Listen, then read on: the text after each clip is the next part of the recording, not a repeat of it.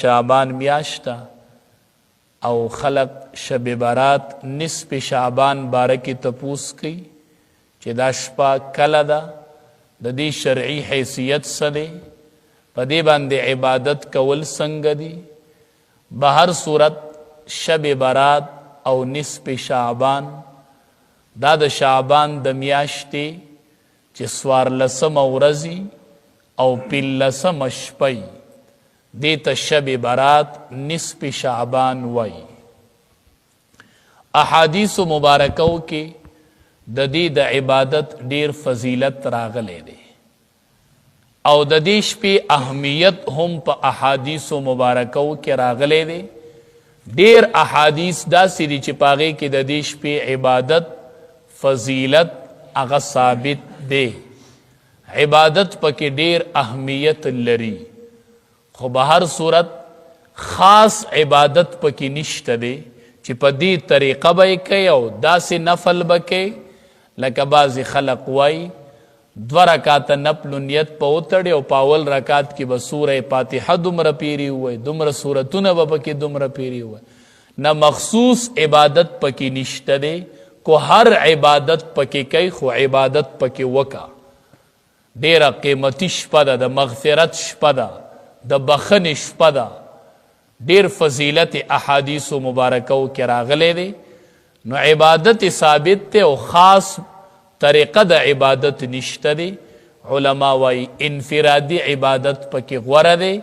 ځان له کور کې او جماعت کې او انفرادي عبادتونه وکړلی شي په اجتماع سره یا په جمع سره نوافل کول یا په جمع سره عبادت کول دا په دې شپه کې نه دی ثابت انفرادي عبادتونه چې ځان له څومره کولی شي هغه وکئ ډیره قیمتي او د مغفرت او د بخنې شپه ده ډیرو نصوصو کې فضیلت راغلی دی بله خبره دا ده چې دې شپه باندې مقبرې ته تلل احادیث مبارکو کې راځي عایشه رضی الله تعالی عنها فرمایي امام الانبیا ملاسو بیا ورک شو مانه نو نو چې ما معلومات وکړو نو جنت البقی مقبرې ته تلو او دا شپه د نصف شعبان وه د شب برات شپه وه چې امام الانبیا جنت البقی ته مقبرې ته تلو نو به هر صورت علما وایي چې نبی کریم صلی الله علیه وسلم مفتی شفیع صاحب وایي چې نبی کریم صلی الله علیه وسلم د نصف شعبان د شب برات په شپه مقبرې ته تلو خو یوه پیره تلو شب برات خو به ډېرې پیرې راغلی وه خو تلی یو ځلو نو داسې نه چې سړی هر کال په دې شپه باندې مقبرې ته ځي او دا لازم ګڼي داسې نه ده پکار که یو سړی لاړ نو ټیک ده ځکه امام الانبیا تلی خو یوه پیره تلی دی نو دا شپه لازم کول او هر کال په دې باندې یا په اجتماع سره مقبرې ته تلل او دا لازم ګڼل نو دا بیا ټیک نه دی هر عبادت چې په طریقه د رسول الله صلی الله علیه وسلم نو دا فایدهمند وي او دا عبادت وي او چې په طریقه د رسول الله صلی الله علیه وسلم نه دا عبادت ګوره الله ته قبول نه دی په ځای د ثواب دا د سړي د ګمراهۍ ذریعه ګرځي نو به هر صورت د مقبرې د تلو دغه صورت دی هر چې بیا په دې سحر باندې روژه نیول نو روژې باره کې روایت شته دی خو علما وایي هغه سندن ضعیف دی نو پکار دا ده چې روژه دې ونیولی شي د ایام 20 په بنیاد نبی کریم صلی الله علیه وسلم به 14 څوارلسمه پنځلسمه د هرې میاشتې نیولې دې ته ایام 20 وایي د دې ډېر فضیلت راغلی دی نه که سړی دا 15 ونیسي د ایام 20 په بنیاد چې دا به هسې نبی علیه السلام نیوله 15 ورځې ده زه روژه ونیسم نو ډېره د فضیلت خبره ده احادیث مبارکو کې راځي چې د ټولو نه زیاتې روژې به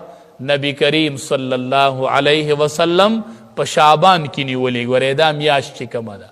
دې کې 14 او 14 او 15 مه ګورئ خو روژې نیسئ صرف 28 به نه نیسئ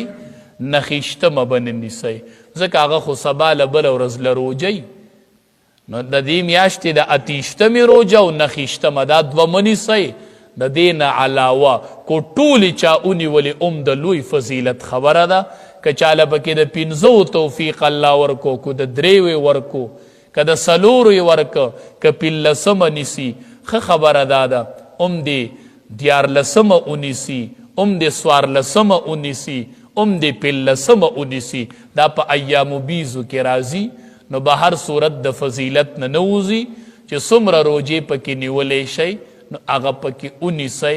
دا ډېرې قیمتي شپې ورځې دي چې هسې رانه لاړې نشي ټوله میاشت کې کوشش وکئ چې روجې پکې ونیسئ هر دا خبره چې دا کله ده نو به هر صورت د تاریخونو کې اختلاف کله ناکله راځي نو به هر صورت د اختلاف په بنیاد باندې زمونږ چې کوم اسلامی کلینډر حساب دی نو هغې کې خو سبا شپه شب برات دی نن نه دی نن د میاشتې دیارلسمه ده سبا څوارلسمه ده او بله ورځې پنځلسمه ده نو بیا سبانۍ شپه راځي خو به هر صورت زمونږ د بعضې حساب کتاب په حساب باندې نن شب برات دی او سبا نن څوارلسمه ده نو به هر صورت که دیارلسمه شي او که څوارلسمه شي ځان له نن هم عبادت وکئ سبا هم وکئ که نن یې که سبا نو دواړو شپو کې عبادت وکئ نو انشاءالله چې فضیلت د دې شپې به حاصل شي او هغه به عمومي نه که نن دیارلسمه یي که څوارلسمه یي نه یا به سبا پنځلسمه یي یا به بله ورځ پنځلسمه یي نو به هر صورت پکار ده چې عبادت پکې وکړلی شي او کوشش وکئ چې ماسخوتن هم د جمع منځ کوئ او سار هم د جمع منځ کوئ احادیثو مبارکو کې راځي لو شي نو یوه خوشحالي هغه ټیم ده او یوه دا ده نو په روژه یوه خوشحالي الله راکړي او یوه خوشحالي عند لقاء ربه چې کله د خپل رب سره ملاقات وشي نو دویمه خوشحالي به هغه وخت کې ده هغه خوشحالي ده نو روژه یو عظیم عبادت دی ډیر عظیم او لوی عبادت دی ډیره د خوشحالۍ میاشت را باندې راغلی دا د الله سره یو راز دی تاسو ته به پته ولګي راز ځکه دی چې کله سړی روژه ونیسي نو د معده خالی شي نو د خولې نه بدبویي روانه شي دا د معدې د خالی والي د وجې نه وي نو حدیث مبارک کې راځي رب العالمین وایي دغه بدبویي چې د روژهدار د خولې نه ځي دا ماته د مشکو نه زیاته محبوبه ده ستا د خولې بدبویي او ماته د مشکو نه محبوبه ده ځکه دا د معدې د خالي والي د وجې نه ده او معده دې ځکه خالي ده چې خوراک نه کوي خوراک ځکه نه کوي چې زما یو حکم دی چې کتب علیکم الصیام ما روجه فرض کړي خوراک به نه کوئ بس دا د الله حکم ما ته متوجه دی اوس سوچو کوي په تمامي دنیا کې د مسلمانانو روجه ده نن خوراک تو څوک نه لاس کوي اوبه شته او ګوټ نه کوي خوراک شته او نه یې کوي وایي دا د الله حکم دی نو الصوم لی وانا اجزي به الله وایي د دې روجو بدله به زه درکوم علما وایي د دې یو مطلب دا دی چې د نور اعمالو بدله به الله د فرشتو په لاس ورکي او د روجې بدله به الله وی زه خپله ورکم روجې ما د پاره نیولې دا زما سره یو راز و دویم علما وی الصوم لی وانا اجزا به یو روایت داسې دی نو د دې معنی بیا دا ده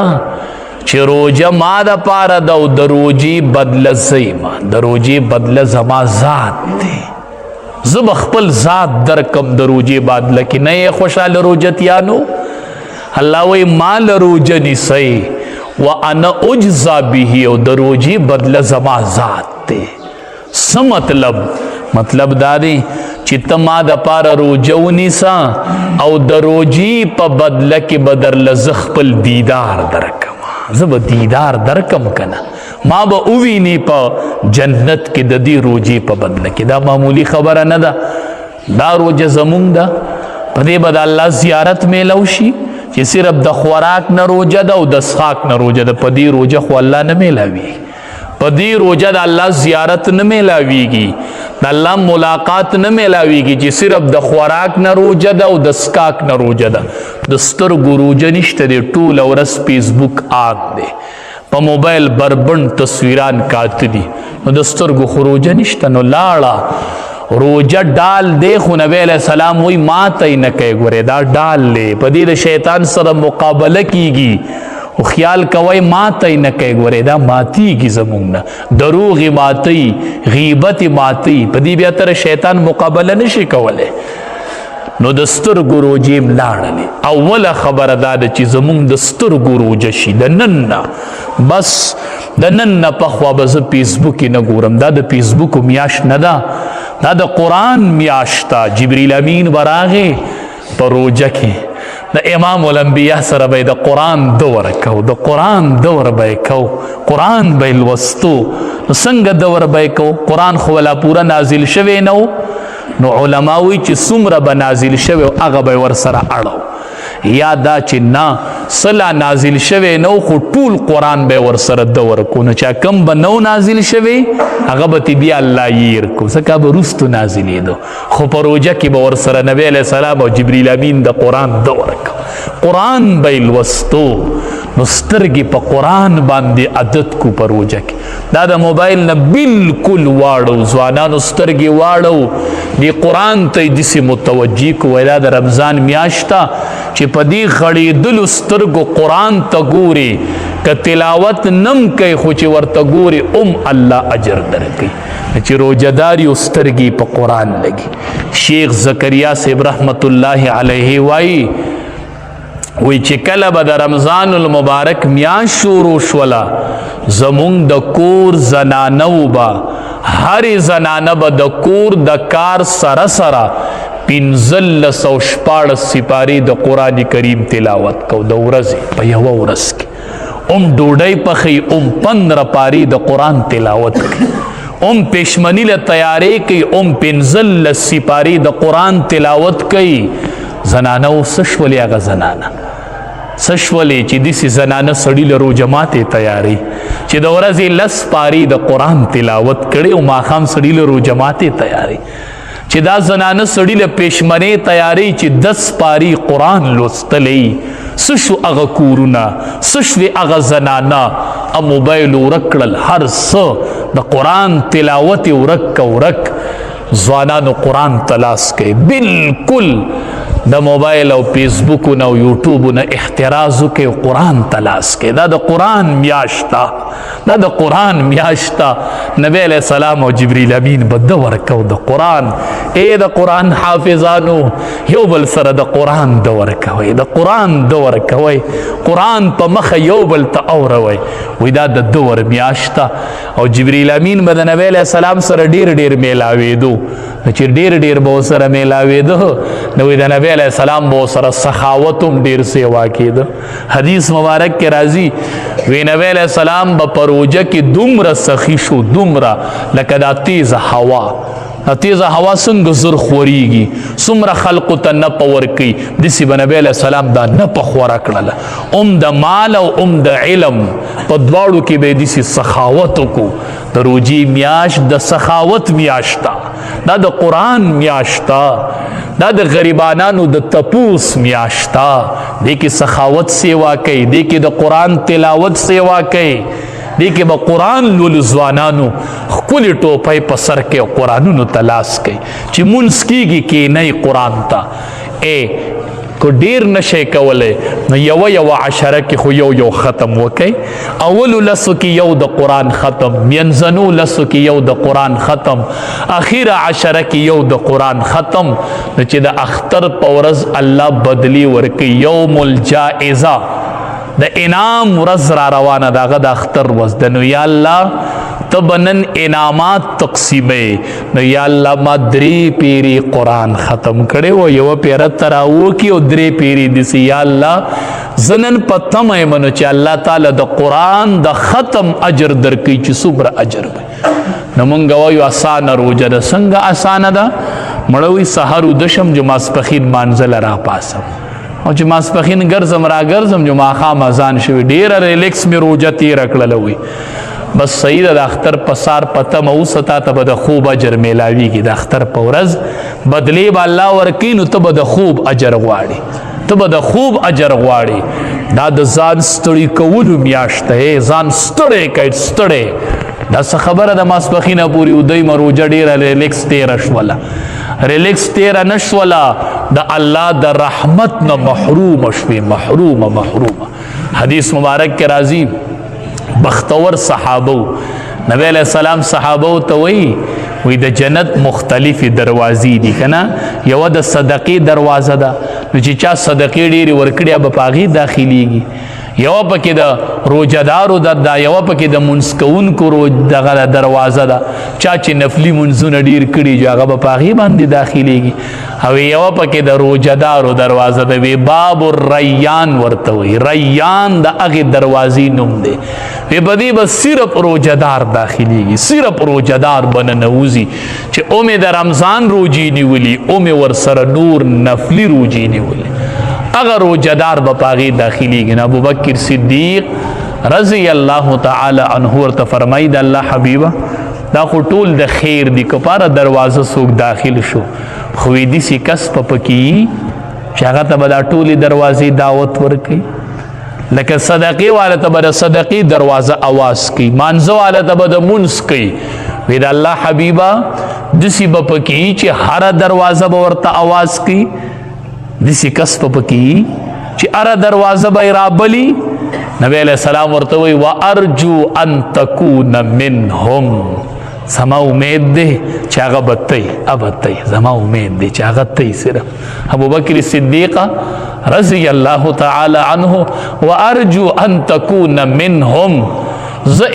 امید ساتمه چې هغه ته یو واحد یو سړی چې تا ته به هره دروازه وایي چې مرحبا مرحبا مرحبا، تا ته به هره دروازه اعلان کوي، تا ته به هره دروازه آواز کوي. ډېره مبارک میاشت را باندې راغله. حدیث مبارک کې راځي اذا جاء رمضان، چې کله رمضان راشي لکه اوس راغی، نو فتحت ابواب الجنه، د جنت دروازې الله کولاو کړلې. راځئ وی د جنت دروازې کولاو دي، راځئ ځوانانو، اے ګناهګارانو ټول راځئ، ټول. فتحت ابواب الجنه، د جنت دروازې کولاو دي، راځئ مافیانې غواړئ، راځئ منځونه کوئ. وغلقت ابواب النار، او د جهنم دروازې بندې دي، بس هغه بندې شولې.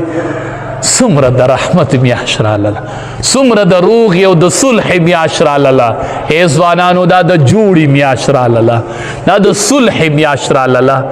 دا د الله سره د روغې میاشت راغله. الله روغه کوي، د روژه ماتي په ټیم یم کوي او د ماسپښین یم کوي، چې روژهدار یې نو الله روغه کوي. دا د الله سره د روغې میاشت راغله، روغې وکړو. روغه په دې میاشت کې ډېر په اسانه کېږي، ځکه د جهنم دروازې بندې دي او د جنت دروازې کولاو دي. نه دا روغه نه ده، دا روغه کوي، روغه. او نبی کریم صلی الله علیه وسلم فرمایي په ټوله دنیا کې الله ته څه شی خوښ دی؟ ما من شیء احب الی الله من شاب التائب. نبی علیہ السلام فرمائی وی رب العالمین وائی چې په ټول مخلوق کې او په هر څه کې ما ته خوښه دا ده چې ځوان سړی ما ته ووایي چې الله زما توبه ده. ځوان سړی وایي یا الله میری توبه. د الله رحمت په انتظار دی چې دا ځوانان به کله توبه وباسي، ځوانان به کله توبه وباسي. ځوانانو میاشت در باندې راغله، ښکلې ځوانۍ الله درکړي دي. دا د قرآن د ختم د پاره دي، کینم بم نه په ولاړه به قرآن ته ودرېږم. مال الله ځواني راکړي، بیا به داسې وخت راشي چې په کرسۍ به ناسي، بیا به داسې وخت راشي چې د کوره به تراوله نشي راتلی، جاړې به. نو په ځوانۍ کې نن وکړه چې بیا ارمان نه کوي و الله چې روغ وم نو ولاړ به وم، خو اوس بیمار یم، نو الله به درله بیا هم هغه اجر درکوي. نو الله د ځوان توبې ته په تمه دی، بس توبه وباس. د رحمت میاشته، د مغفرت میاشته. او اول 10 شروع دا د رحمت میاشت دا رحمتونه راوریږي رب اغفر وارحم وانت خیر الراحمین دعاګانې غواړي درود شریف زیات وای اول 10 کې چې یو پیرا څوک درود شریف وای نو صلی الله علیه 10 الله تبارک وتعالی په لس رحمتونه راولېږي د یو درود په بدله کې لس رحمتونه الله را لېږي نو چې ته زر پیرې درود شریف وای نو سو رحمتونه را لزر رحمتونه در باندې د الله په یو ورځ کې راوړېدل او لړ درود وصلی الله علی النبی الامی دا څومره لړ درود دی دا زر پیری ډیر په اسانه کیږي نو چې دا زر پیری وای نو لزر رحمتونه باندې د الله د طرف نه راوړېدل دا د رحمت میاشت رحمتونه راوړيږي د جهنم دروازې بند دي او د جنت دروازې کولو دي ډیره د برکت میاشت را لاله ډیره د رحمت میاشت را لاله چې ظاهرانه نشي عبادت پکې وکړو چې ظاهرانه نشي بل کوشش کوئ د خپل وس مناسب نبی علیہ السلام فرمای چا چې یو روزدار له د روزماتي انتظام وکړو یو روزدار ستا په مال روزه ما تکړه نو نبی علیہ السلام ورته فرمایل وی د دې دومره اجر لري د دغه روزدار عمر اجر الله تعالی درکو ستای ټول ګناهونه معاف کړل او چې یو غلام دې د الله په لار کې آزاد چې یو کستا په مال روزه مات نو صحابه غربونو صحابي راغی وی د الله حبیب مون خو دومره طاقت نه لرو چې سړی موړ کو نبی علیہ السلام ورته دا په مړولو نه دا په یو کجوره باندې دا په یو نونې ډوړای باندې میلاویږي خو چې ستا په مال سوکرو جماعت کې نو کوشش کوئ خپل مالونو کې لګ برخه وکئ لګ برخه ځان له کیلو کجوره له دغه نیم کیلو بل ورکا نیم ځان ته پرېده خو چې وای دا خلک رو جماعتي چې زما پکې اجر کی بختور خلک چې ستا په مال چارو جماعت کړل نو یو د خپل روجي اجر شو بل چې ستا په مال اگر روجه ماته کړی دا د هغه د روجې مرا اجر ستا وشو نو موږ ته به د یوې روجې اجر میلاویږي او هغې ته به چې ستا په مال یو تن روجه ماته کړل تا ته د 2 روجو اجر چې 3 ماته کړل نو د 3 روجهدارو اجر 4 ماته کړل نو د 4 روجهدارو اجر نو دا د اجر میاشت دی کې په هر عبادت ناراسته مه کوئ هر ځای کې خپله برخه ورچوئ او نبی کریم صلی الله علیه وسلم فرمایل ومن سقا صائما سقاه الله من حوض شربتا لا يظمأ حتى يدخل الجنه نبی علیہ السلام فرمایل ومن سقا صائما چا چې په یو روزدار باندې اوبه وسکولې په یو روزدار د روزماتي په ټیم کې اوبه وسکولې د روزماتي انتظام ولو کو اگر اولګي د روزه ما تکړه دا څومره اسانه خبره ده یو ډبه شربت چاله والا یو ډبه والا وای ما خام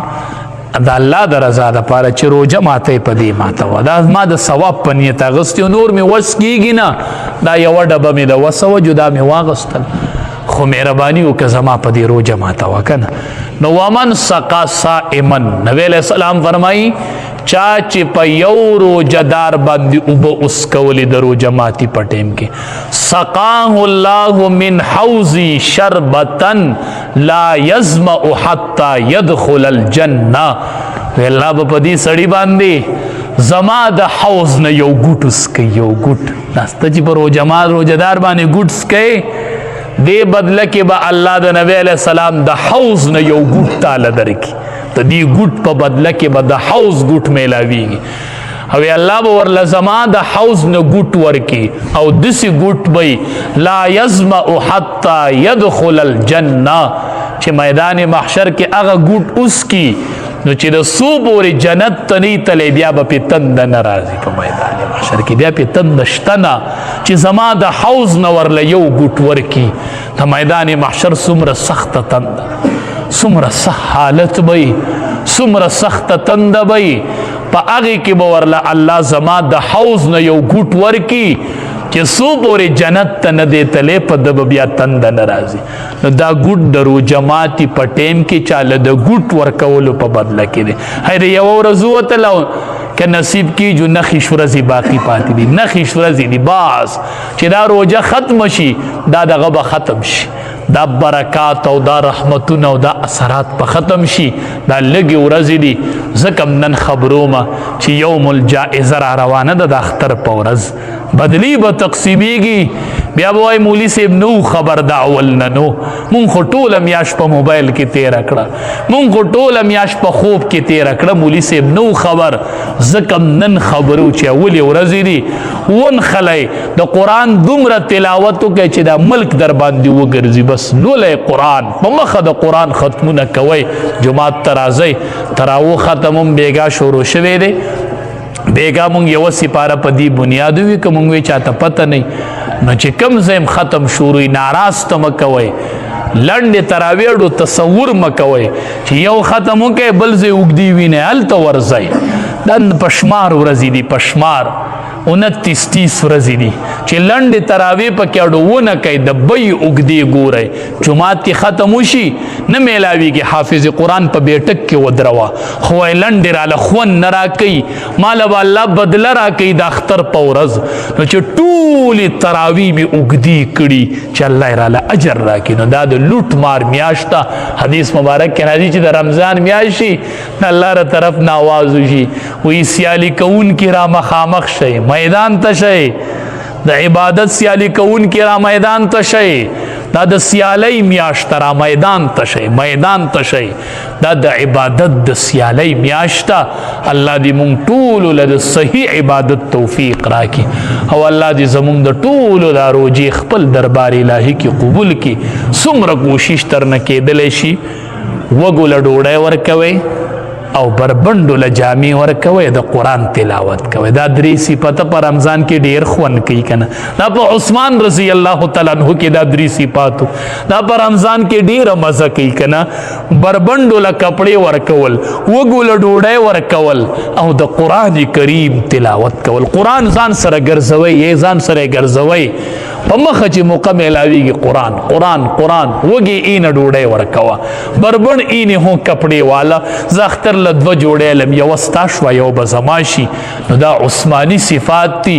روجه کې په دې عمل کول ډېر خوند ورکوي، ډېر خوند. نو چې ورسره د خپلو روجو سره د غریبانانو هم لږ سوچ کو چې ماښام روجه ماتوئ نو لږ سوچ کوئ چې ما کره په دې درستخان دومره لوښي پراته دي. او زمونږ کلي کې پلانکۍ خو یتیم دی، د هغې په درستخان به وي. د پلانکۍ ښځې خو خاون مړ دی، یاره هغې کره به نن ماښام چوله وي، هغې کره به ماښام کجوره وي، هغې کره به د ټانک شربت وي. نو زه چې دا خلق ځان نو چې ماښام کېنئ دا احساس ځان ته مخې ته کوئ. دا یوازې مه خورئ، په دې یوازې غرې مه ږدئ، لږ د غریب سوچ په دې ماښام ټیم کې کوئ او ځان له لازمي دعاګانې غواړئ. په دغه ټیم الله دعا قبلي. ګوره دغه ټیم کې خبرې مه کوئ، پابندي ولګوئ، پابندي. په دغه ټیم کې الله دعا قبلي. بس ځان له خوشي ځای کې کېنه او دعاګانې غواړه او د الله سره د راز خبرې کوه. رب العالمین دې د عمل کولو توفیق راکړي. وآخر دعوانا الحمد